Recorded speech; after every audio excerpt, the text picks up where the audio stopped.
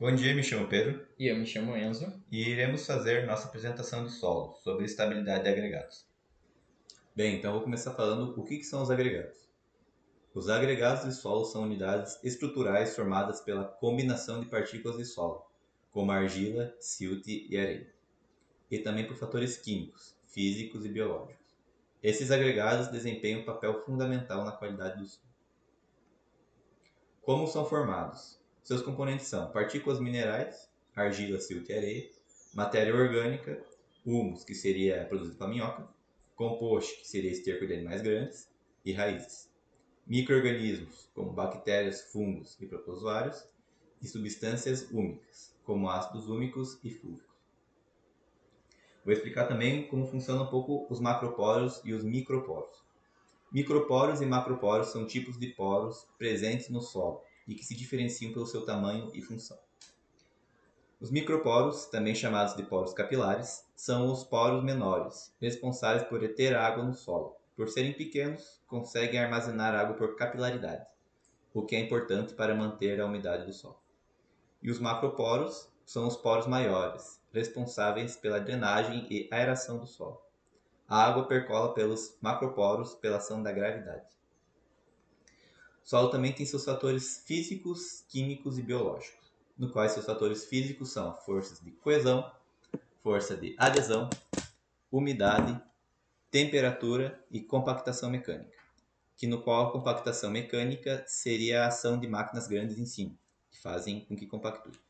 Fatores químicos, troca de íons, reações químicas, pH do solo e concentração de íons, dos quais os íons podem ser eletropositivamente carregados ou eletronegativamente. Fatores biológicos, atividade microbiana, como fungos, protozoários e bactérias, raízes das plantas, animais do solo e substâncias orgânicas produzidas por micro-organismos. Bem, e aqui então já vou partir para a parte que a gente fala sobre o nosso experimento da resistência do agregado. O experimento tem como objetivo identificar fatores que contribuem para que o agregado tenha uma maior resistência. Para o teste foi usada uma simulação de chuva, precipitação, da qual foi regulada para que caísse uma gota por segundo, sobre um agregado de aproximadamente 6 a 7 gramas. As gotas caíram de uma altura de 1 metro. Bem, então aqui temos uma imagem, da qual tiramos lá no bloco agrícola, que mostra a estrutura do nosso experimento. Vou usar a seta do mouse para que tenha uma melhor compreensão. Aqui a gente tinha um reservatório de aproximadamente 40 litros de água e uma mangueira de soro. O reservatório tinha sempre que estar bem cheio para que a pressão fosse contínua, porque senão alteraria o tempo do gotejamento. Aqui tínhamos a mangueira de soro, que estava regulada para que caísse uma gota por segundo. Às vezes mudava um pouco, caía um pouco mais, um pouco menos, mas isso seria irrelevante. Logo abaixo a gente tinha a nossa peneira, que continha nossos agregados. Ela estava elevada sobre dois blocos, que faziam com que não tivesse contato direto com a água que já estava aqui. Porque caso o agregado tivesse em contato com a água, ele dissolveria rapidamente, em alguns casos. Bem, então aqui temos um vídeo de um dos experimentos que a gente fez, usando um solo de estrada. A gente usou esse solo para que o vídeo não se estendesse demais, porque era um solo que rapidamente já ia desagregar. Então a gente pôs sobre a peneira e começou a pingar em cima. O vídeo foi gravado em time-lapse para que o tempo não fosse muito extenso. Bem, aqui o vídeo já tinha sido, no caso já teria algum tempo sido pingado água em cima, então a gente gravou em si a parte onde o agregado já estava se desfazendo.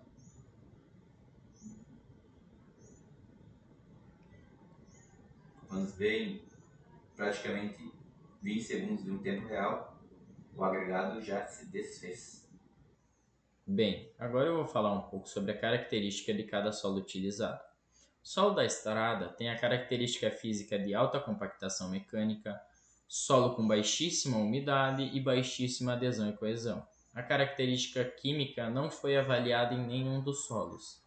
Característica orgânica: baixa atividade microbiana, pouca presença de raiz ou hifa, nenhum animal no solo e solo sem presença de matéria orgânica.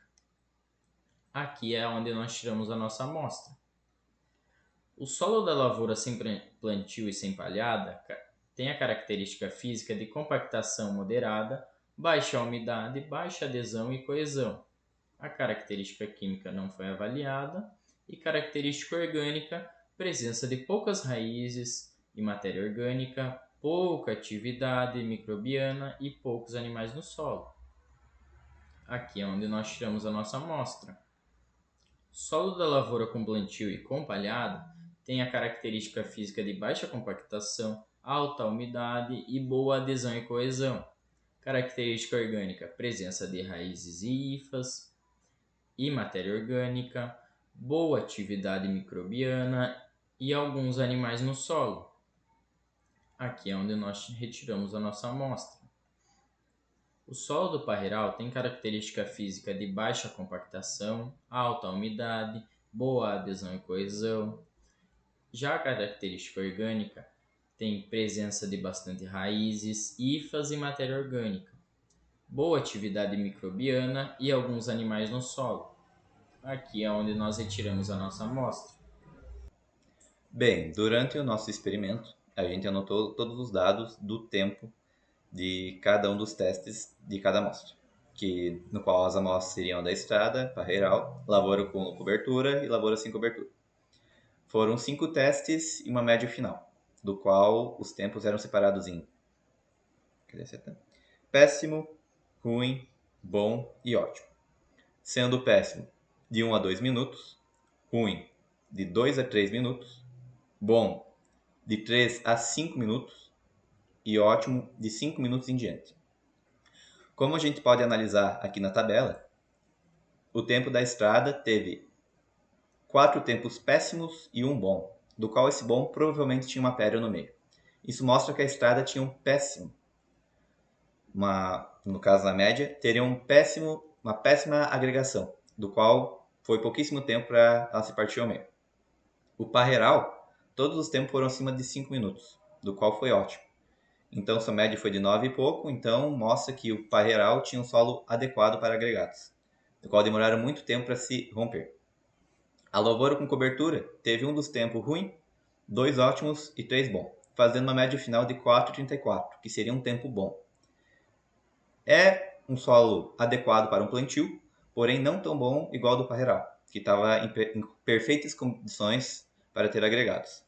E a lavoura sem cobertura apresentou 2 tempos péssimos, um tempo bom e 2 tempos ruins, apresentando uma média final de 2,33, que seria um tempo ruim, que mostra que não seria adequado para o plantio, pois a agregação demoraria pouquíssimo tempo para se romper.